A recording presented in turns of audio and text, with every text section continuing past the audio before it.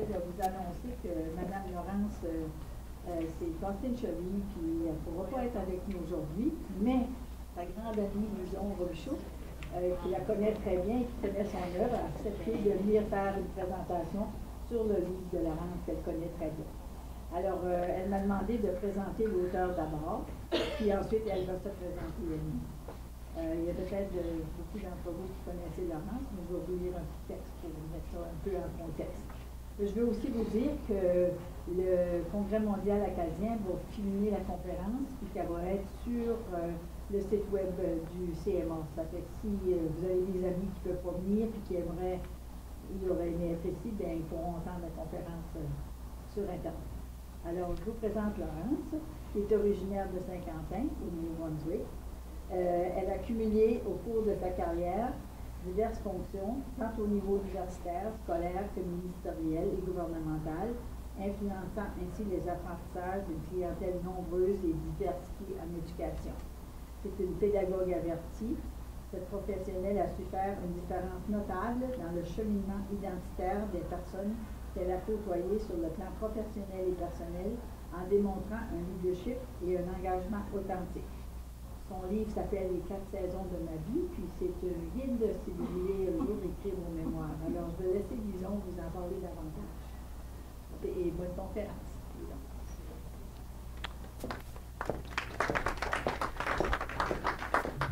Merci, Jocelyne. Vous m'entendez bien? Oui. Bonjour. Bonjour. Vous allez bien? Oh, je pense que vous avez oublié votre cartable. Je peux le mettre là? Alors, comme Jocelyne le disait, malheureusement, notre amie Laurence a eu un petit accident. Elle était bien déçue de ne pas pouvoir être là aujourd'hui. Puis comme je connais Laurence, parce que je suis moi aussi une auteure qui a publié aux éditions de la francophonie, mon livre aussi est récent comme le sien. Mon livre, c'est une autobiographie. Mais j'aurais aimé d'avoir ce guide-là avant d'écrire ma propre autobiographie. Alors, je dois vous dire que c'est une petite bible d'informations. Puis, je suis certaine que vous allez apprécier ce guide-là pour diverses raisons. Alors, je suis Lison Robichaud, pour ceux et celles qui ne me connaissent pas, et je suis au stand numéro 4. Si jamais, après la conférence, vous avez des questions, vous aimeriez avoir les coordonnées de Laurence pour communiquer avec elle et pour acheter son livre aussi, vous pourrez venir me voir au stand numéro 4 des éditions de la francophonie. Alors, je ne sais pas s'il y en a qui sont familiers avec l'association J'écris ma vie. Est-ce qu'il y en a d'entre vous qui avez entendu parler de ça? On en a entendu parler, mais on ne sait pas trop c'est quoi. En fait, au Nouveau-Brunswick, il y a une association qui est sans but lucratif qui existe justement pour inviter et inciter les gens à écrire leur mémoire ou leur autobiographie. Ce mouvement-là, J'écris ma vie, ou JMV, vous allez peut-être le voir sous le sigle JMV, ça a pris naissance au Québec, mais c'est au Nouveau-Brunswick depuis 2004.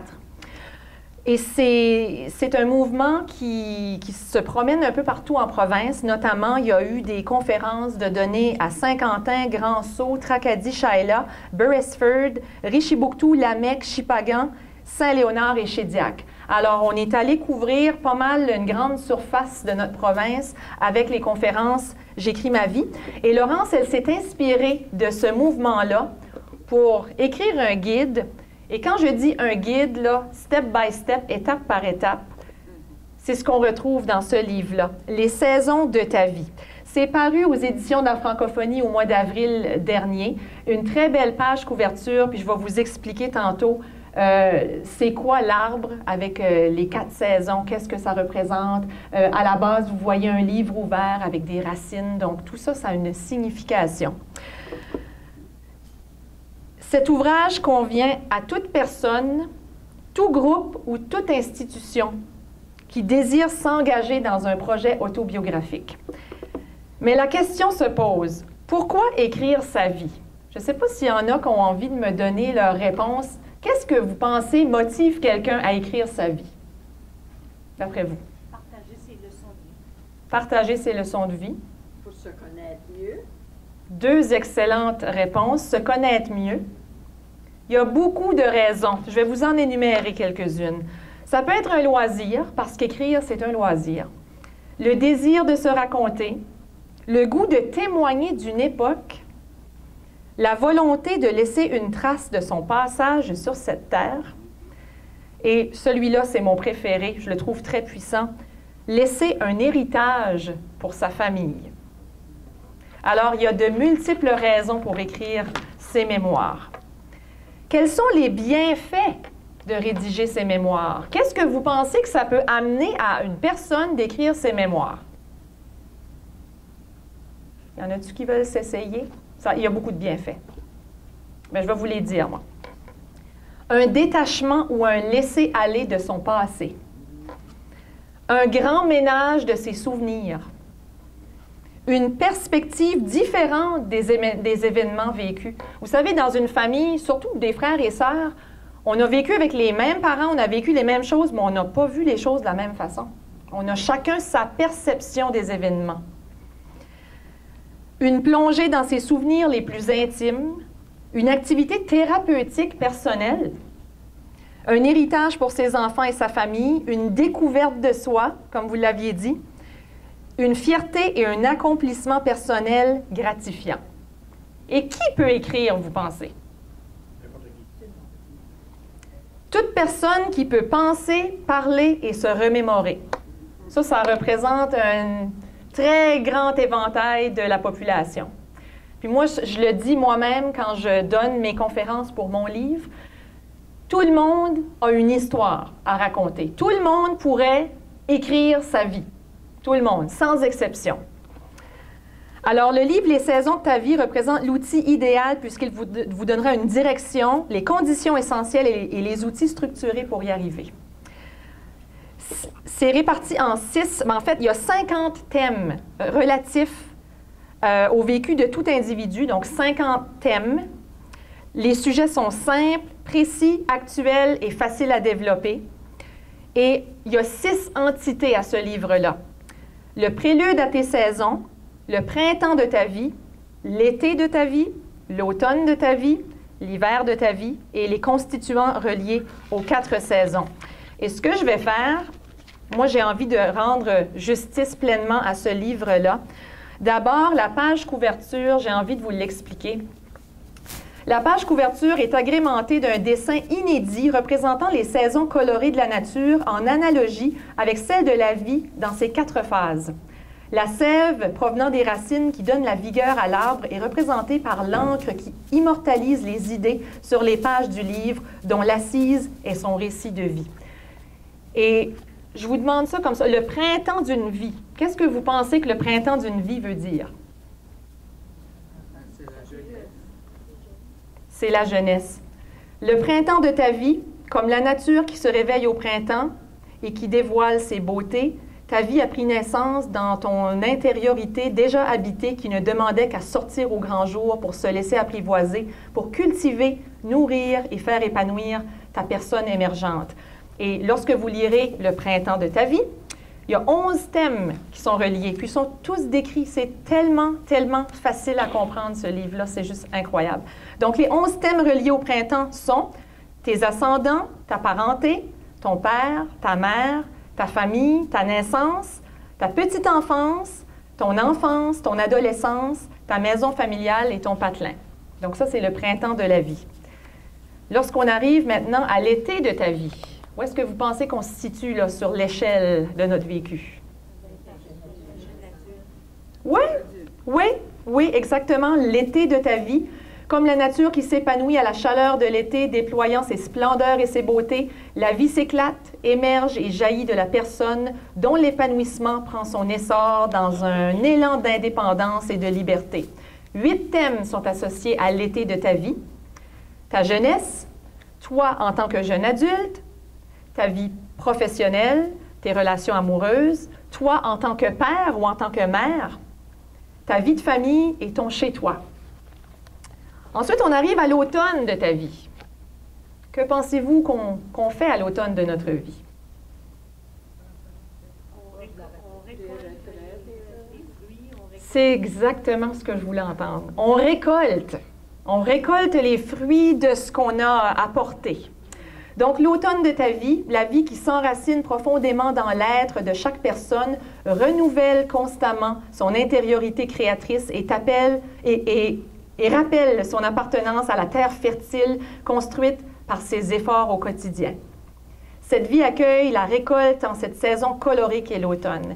Et il y a 5 thèmes reliés à l'automne, si vous commencez à écrire vos mémoires. Donc, tes descendants, toi en tant que grand-papa ou grand-maman, toi dans la force de l'âge, ta retraite et le carrefour de la vie. Donc, il y a beaucoup de décisions et de chemins qu'on décide de prendre à l'automne. Et enfin, c'est pas compliqué lorsqu'on arrive à l'hiver de notre vie. La sérénité. L'introspection. La spiritualité. L'hiver, c'est calme. On prend le temps de vivre. On n'est plus stressé comme on était autrefois. Donc, l'hiver de ta vie, comme la nature qui ralentit en hiver et qui s'engourdit tranquillement, ta vie décélère et va moins vite, diminuant ses ardeurs et menant la pédale douce dans ses activités. Demeurant active et vigilante, ta personne prend le temps de vivre et apprécie paisiblement et sereinement son environnement, son existence et sa joie de vivre. C'est une belle façon de décrire la vieillesse. C'est pas négatif du tout. Au contraire, l'hiver de ta vie, c'est un beau, beau chapitre. Et il y a 4 thèmes dans l'hiver de votre vie. Donc, ton âge d'or, tes valeurs générationnelles, ton grand âge et ton testament. Alors, vous voyez que c'est très, très complet comme guide. Alors, c'est un guide qui va vous aider à vous plonger dans vos souvenirs les plus intimes, joie, colère, période de crise, revers douloureux, réussite et moments d'exaltation. Vous avez certainement déjà entendu « Les paroles s'envolent, mais les écrits restent ». Exactement. Donc, Laurence a choisi de rédiger ce guide pour plusieurs raisons spécifiques. D'abord et avant tout, développer la culture de l'écriture. Moi, je prêche un peu pour ma paroisse parce que je fais partie des auteurs des éditions de la francophonie. Et si vous connaissez les éditions de la francophonie, c'est un éditeur qui sort énormément de livres d'auteurs acadiens. Donc, chez nous, on a des choses à raconter. Puis, vous regardez dans le répertoire des livres des éditions de la francophonie, il y a énormément de biographies.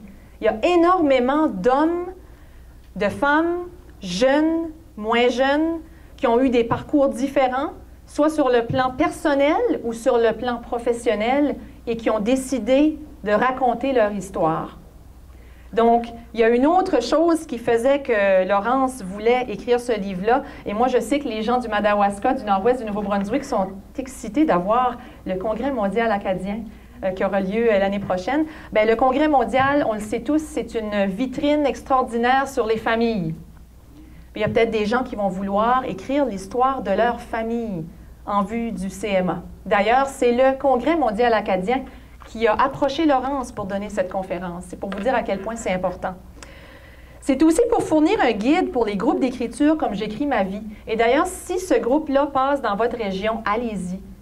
Vous allez avoir des connaissances au niveau littéraire que vous ne soupçonniez peut-être pas. Et c'est pour offrir du soutien aux individus qui ont envie de se raconter, justement. Selon vous, quel est le meilleur moment pour écrire ces mémoires?